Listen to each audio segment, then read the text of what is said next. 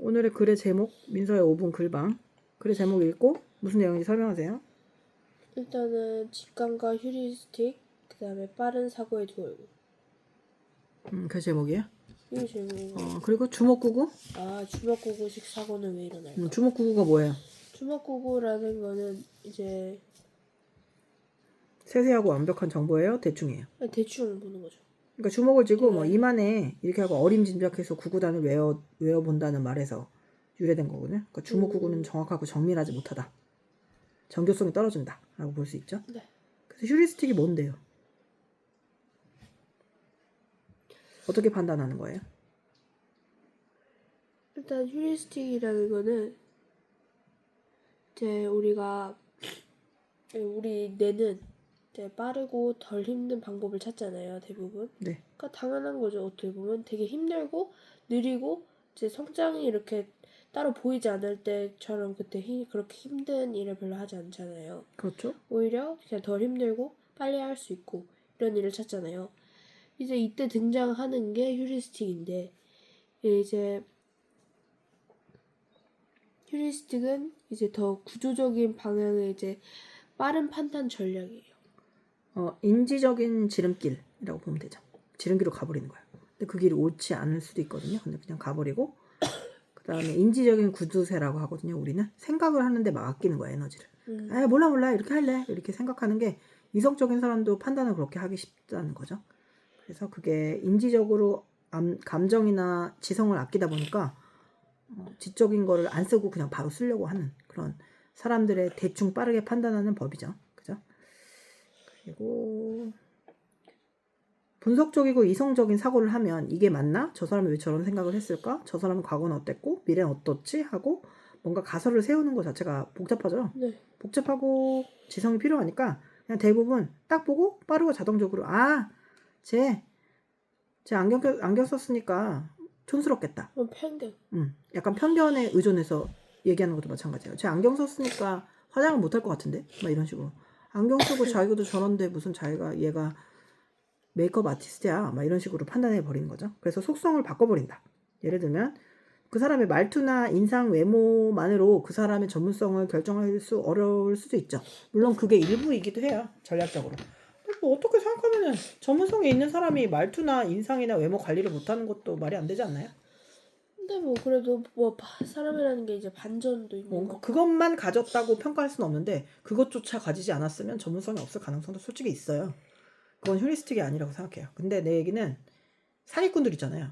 굉장히 사기 안 치게 생겼대요. 믿을만하게. 아주 인자한 목사님처럼 그런 생겼다고. 애들이 사기꾼하고 왜냐면 그런 사람들이 또 사람을 좋아한대요. 사람을 좋아하는 게 얼굴에 있고 또 어딘가 해맑기도 하고. 그래서 납치범들이 되게 잘생기거나 예쁜 사람이 많다고. 그리고 그래서 아이들이 혹할 만한 외모를 가진 사람이 유괴 보면 의외로 많다고.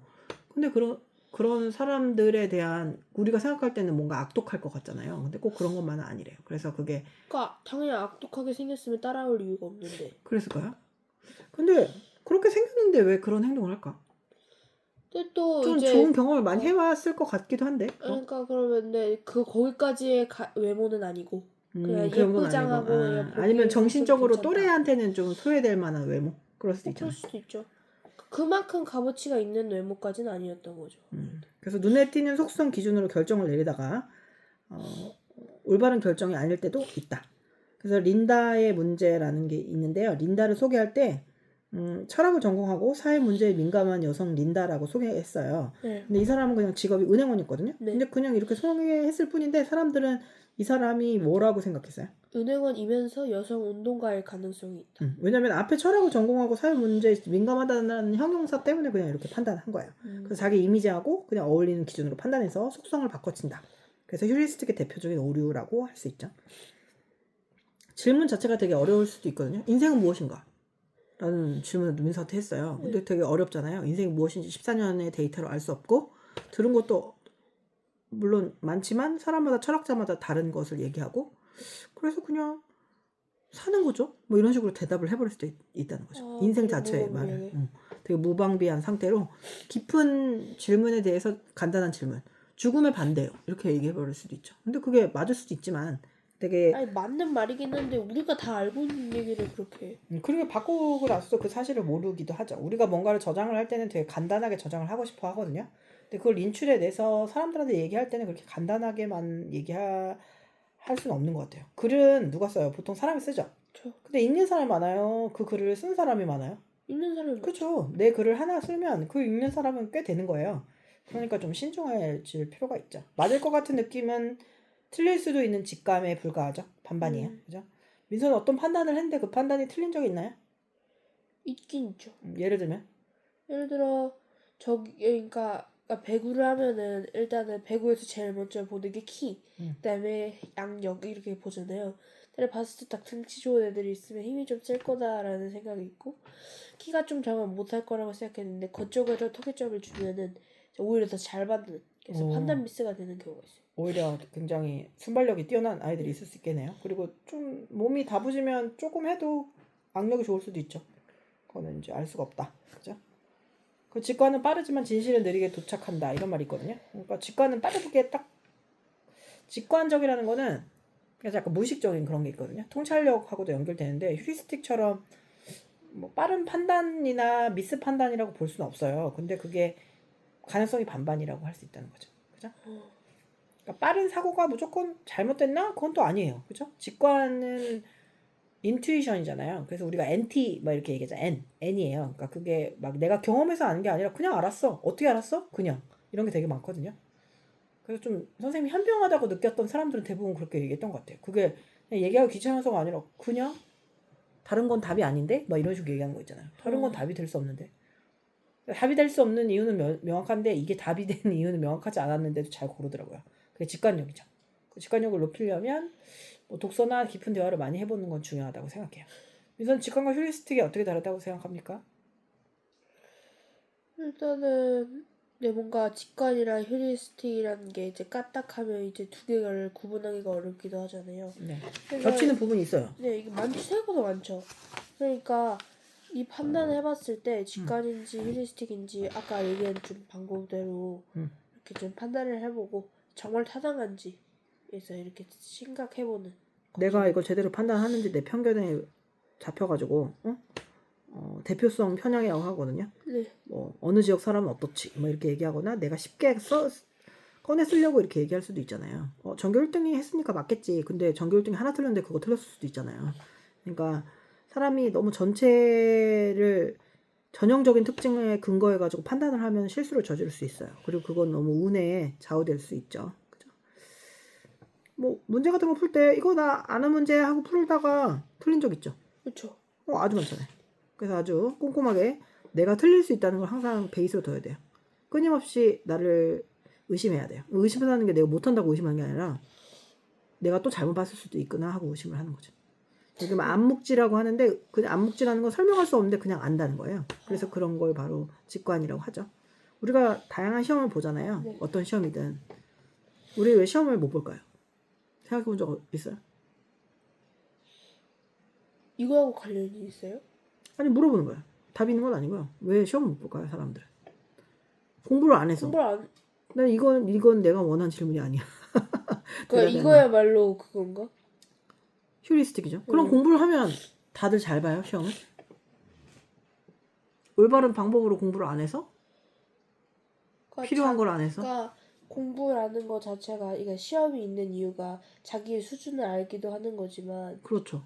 근데 이제 자기가 수준을 알기도 하는 거지만 이제 자기가 얼마나 성장이 됐나를 알 수 있는 성장 평가가 되죠. 근데 이제 요즘에는 성적이라는 거 그거 자체로만 그 점수로만 이제 관점을 두고 뭐 점수가 낮아졌다더니 조금밖에 안 올랐다더니라는 관점으로만 바라봐서 오히려 제일 중요한 자기가 어떻게 그러니까 틀린 부분이 있으면 그걸 보완하고 나중에 안 틀릴 생각을 해야지 그 점수로만 그렇게 바라보니까 오히려 그렇게 점수가 안 나오지 않나. 아하. 자기가 어디에서가 부족하고 성장하는 그런 진단적인 역할을 하지 않고 그냥 성적이 뭐 좋아요 몇 개 받은 것처럼 그냥 결과로만 생각해서 거기에 대해서 피드백을 못 받아가지고 수정을 못 한다는 얘기죠. 선생님이 생각할 때 우리들이 시험을 못 보는 이유는 문제를 내는 사람보다 잘 몰라서. 아 근데 그 말씀 그렇게 생각해요. 그러니까 문제를 내는 사람보다 잘 알면 시험 못 볼 수가 없거든요. 근데 그치. 문제를 잘 내는 사람보다 우리가 어떻게 잘 알아요 하는데 문제를 내는 문제를 내는 선생님보다 잘 알 수 있어요. 그래서 각 과목마다 시험 보는 게 있으면 그 과목을 이제 선생님들이랑 같이 비등하게 설 수 있을 만큼 잘해야 된다고. 그러니까 모든 맥락이나 모든 면이 있잖아요. 국어면은 국어 문법 있고 문학 있고 비문학 있고 그다음에 뭐 문학 용어 있고 개념 있고 다 있잖아요. 그러니까 모든 영역을 선생님보다 잘할 수는 없죠. 근데 그 시험이 들어있는 그 단원 있죠. 그 단원은 계속 파다 보면 선생님만큼 잘할 수 있어요. 그러니까 나를 가리키는 게 아니라 학교 선생님만큼. 그러면 그 단원에 대해서 선생님만큼 어느 순간 좀 안다는 느낌이 들면 선생님하고 비등비등해지잖아요. 그럼 이렇게 문제 내겠네 라고 생각했는데 만날 수도 있어요. 그 문제를. 그게 굉장히 짜릿한 순간이죠. 이렇게 하면 애들이 다 구멍에 빠지겠구나. 근데 다 빠지는 문제를 그게 제일 중요한 것 같아요. 뭔가 시험 대비를 할 때에는 뭐 이런 게 잘하는 것도 다 중요하겠지만 일단 읽고 선생님들 관점으로 봤을 때 이 문제는 애들도 잘 들리고 잘 낚이겠다. 잘 낚여도 그리고 공부는 아까 얘기했다시피 성장을 얘기하고 뭔가 진단을 하는 그런 기능도 있지만 선발을 하는 기능이 있어요. 누가 열심히 제대로 했나, 그죠? 누가 우수한 아이인가를 구별하는 능력이 당연히 있을 수밖에 없겠죠, 시험에는. 근데 그러다 보니까 제대로 공부한 애, 사고를 제대로 하는 애 골라야 되죠. 그러니 맨날 지식 수준의 문제를 내진 않죠. 그러니까 애들의 가장 슬픈 문제는 뭐예요? 다 외웠는데 문제를 풀 수 없다. 다 외웠는데 외운 게 푸는데 의미가 없대요. 고등학교 가서 가장 아이들이 만나는 문제가 그거거든요. 그러니까 나는 안 돼요. 그러니까 외우긴 외웠는데 그 문제 그대로 나오는 게 아니고 거기서 응용돼서 나오는. 그러니까 단순한 응용이 아니라 되게 분석적 사고력이 필요한 거죠. 내가 그거를 가지고 그게 그 소리였어요? 뭐 이런 거 있잖아요. 나중에 설명하면 여기다 갖다 쓰라는 거구나 이렇게 되는 게 너무 많은 거죠. 근데 그 아이들이 또 그게 막 어느 순간 갑자기 쌓이는 게 없이 갑자기 그게 이루어지진 않지만 하다 보면 되는 순간이 없죠. 오고야 말거든요. 그런 순간이 오고야 말고. 그리고 그게 되게 재밌어지는 순간이 와요. 나도 내가 선생님이라면 이런 문제 낼 텐데. 근데 선생님처럼 그 문제를 만났어. 되게 짜릿해. 짜릿하다. 와. 선생님하고 나하고 세상이 일치했다. 그래서 고등부 정도 되면은 문제를 분석할 수 있을 거라고 생각했거든요, 선생님은. 1등급이면. 절대로 분석을 못하는 거예요. 문제 자체를 분석하지 못하는 거예요. 이런 류의 문제를 선생님이 낸다는 거를. 그래서 내가 너무 욕심을 부렸구나. 아이들한테 그거 기대할 수 없겠구나. 그러니까 관점을 항상 굉장히 서운한 게 별로 없는 사람들 있잖아요. 그래, 그럴 수도 있겠다. 걔는 뭐 그렇게 했으니까 그 상황에서 그랬겠지? 하고 되게 폭넓게 보는 애들은 관점 전환을 되게 잘하거든요. 그런 애들은 되게 우수한 아이들이에요. 오히려 되게 좋은 것 같아요. 근데 이렇게 좀 매사에 지 때문에 서운한 게 되게 많은 애들은 그 관점이 항상 자기에 매몰돼 있어요. 근데 전지적 작가 시점인 아이들 있잖아요. 그런 아이들은 그렇게 서운해하잖아요. 걔가 항상 그래서 걔가 막내인데 맨날 언니한테 치여서 걔가 불편한 감정을 나한테 쏟아내나 봐. 막 이런 식으로 얘기하는 아이들을 보면 굉장히 정말 우수하고 관점 전환을 되게 잘하는 것 같아요. 우리가 휴리스틱이나 직관에 되게 지름길에 빠져나가가지고 뭔가 타인을 오해할 수 있잖아요. 그러니까 타인의 관점으로 잠깐 보는 거 되게 재밌는 일이에요. 그 타인이 되게 이상한 애들일 수도 있어요. 근데 그 이상한 애들도 나름의 논리는 있을 수 있죠. 그게 우리가 이해할 수 있는 논리가 아니더라도 그래, 쟤도 저럴 수밖에 없었구나. 근데 그 이해를 하라는 거지 용서를 하라는 건 아니에요. 그런 아이들이 있으니까 수용을 하고 용납을 하는 거랑 걔가 관점에서 이해하는 건 좀 다르죠. 그래서 이제 뭔가 누군가를 진단하고 치료하는 사람들 있잖아요. 의사도 그렇고 문제를 해결하는 법조인들도 그런 능력이 되게 뛰어나야 돼요. 그 관점에서 뭔가 법정에서 누군가랑 겨뤄야 되잖아요. 근데 얘가 어떻게 나올 건지 다 기대하고 알아야 된다는 거죠. 이거 하면서 제일 물어보고 싶은 질문이 있다면? 일단은